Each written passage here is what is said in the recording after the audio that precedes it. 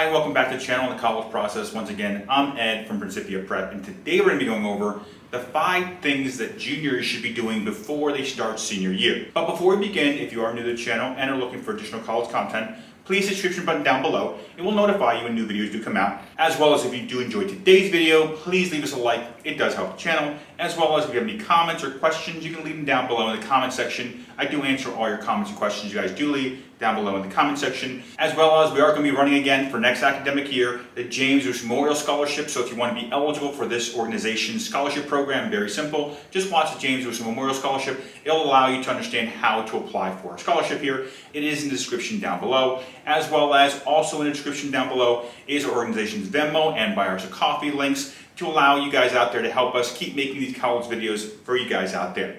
And all that being said, let's jump right into today's video, the 5 different things that juniors need to do before high school starts in senior year. So with summer now, let's jump into what the juniors, i.e. the rising seniors, need to be doing right now. Now obviously I have the 5 different items you're going to be doing right now, essentially before high school starts, what you want to get done.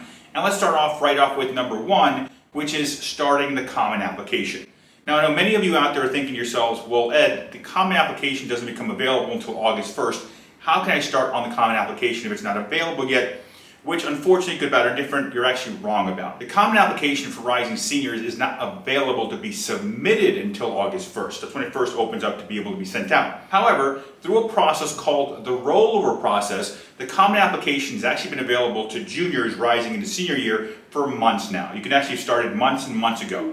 Now, the way the Common App works is whatever you do now, whatever you start working on now, it allows you to roll that information over to when the new form becomes available on August 1st. So you can actually start the Common App now. You're actually allowed to start earlier than you think you should be, which is a good thing because the more stuff you get done earlier, the less stuff you have to do later on. Now, starting the Common App also brings us to topic number 2 you need to start working on, which is working on your main essay. Now, what I typically see happen for part 2 here, working on the main essay, is a lot of you guys jump on the Common App and go right V-line into the questions of the main essay, like picking a specific question for the main essay, which I suggest you not doing. The best way to write a main essay is to write the main essay first, then go to the end of the Common App where you plug in the main essay and see which question actually fits what essay you wrote. Main reason because I see the students do this often is you guys V-line to the questions on the Common App for the main essay, choose a question, and then you stick with it. Whether it's working or not working, whether you can come up with topics or ideas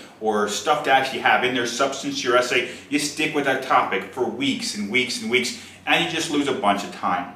The better way of doing the main essay is just doing the main essay on a topic you think is very good for you guys out there. And if you need help with the main essay topic, so on and so forth, I do have these 2 videos here that just basically put out there different things to think about when you're doing your main essay. Both videos, by the way, in the description down below to give you more insight about how to go about writing your main essay and things to avoid. These 2 essays here, these 2 videos here will help you guys, once again, in the description. So you write the main essay first, whatever topic you come up with, then you choose which topic question you want to use. Now, by the way, the main essay questions are so broad, you can basically write any essay about anything in the world, anything, no matter what it is, and it will fit one of these different prompts. As well as also on the Common App for the main essay, the last question here is actually you can choose your own questions. You can come up with whatever question essentially you want. That's why you don't V-line to the main question topics. You come up with the main essay first, then you choose a topic. Which then brings us into number 3 thing that you guys should be working on right now, which is your supplemental essays.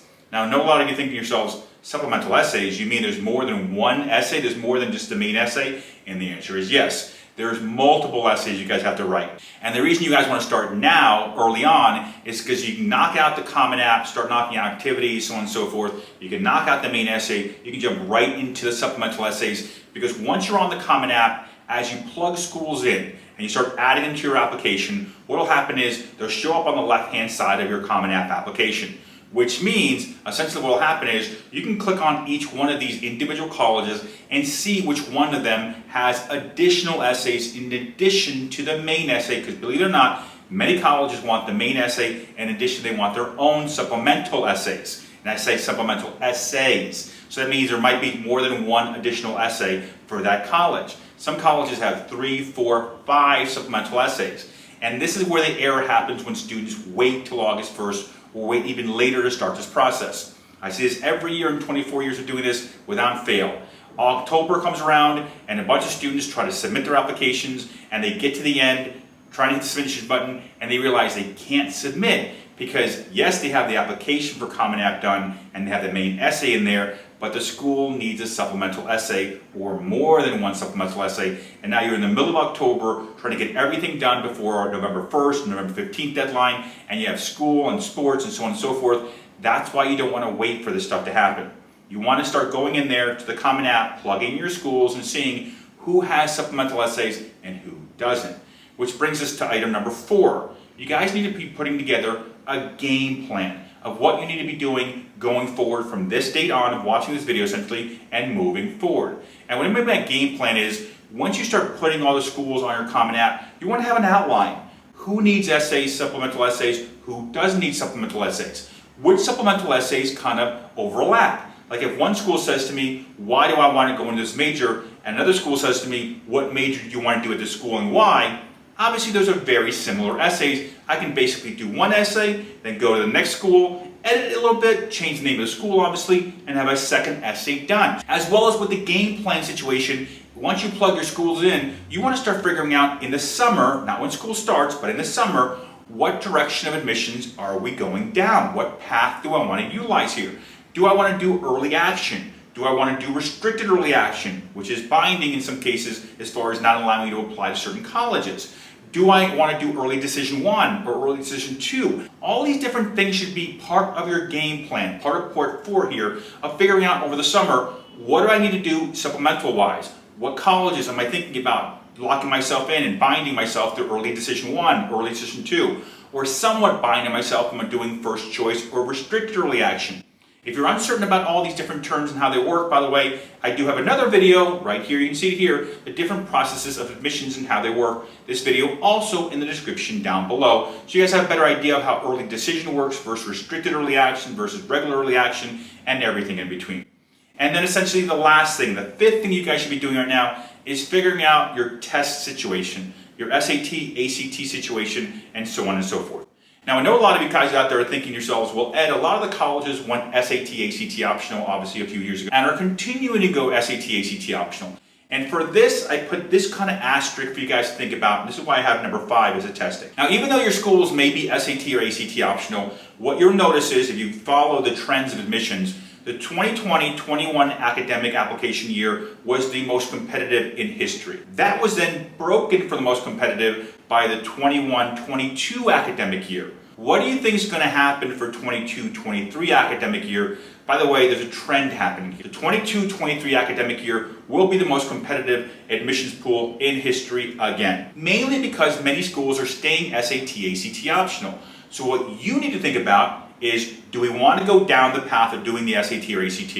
Or do we not want to go down that path? Am I in an area scoring-wise for either test where I feel comfortable based on the school's median score? And if you're not sure what a school's median score is, very simple, go to their admissions page. Most schools will show you what their median SAT, ACT scores are and see where you are in there. Are we close to the number? Are we above the number? Are we way below the number? And start figuring out, does testing for us make sense? For us to get this done in August, September, or October, because for many of you, many of your applications will be going in November for early action, early decision, restricted early action, etc. So many of you might not have a chance to do a test in November, December, or January. So you need to figure out the game plan here. What are we doing with the testing? Are we looking to get more tutoring to increase our score? Do we think the tutoring is helpful? Do we think the tutoring is not going to get us to the score we need and we're going to go down the SAT, ACT optional path, which is perfectly fine. But you need to figure that out basically right now. And those are essentially the 5 things that juniors, i.e. rising seniors, should be doing before high school starts in the fall here. Now, if you have any questions or any comments, obviously you can leave them down below. I do answer all your comments and questions you guys leave, by the way, down below in your comment section. As well as, if you do enjoy today's video, please leave us a like. It does help the channel. As well as, once again, on the screen is my contact information. If you need help with anything as far as admissions or financial aid, I do help out families with the college process. All you need to do on the screen is my cell phone number. You can actually either text me or call me, or you can send me an email. By the way, text message is the fastest way to get a hold of me. And other than that, thank you for watching today's video. Once again, I'm Ed from Principia Prep.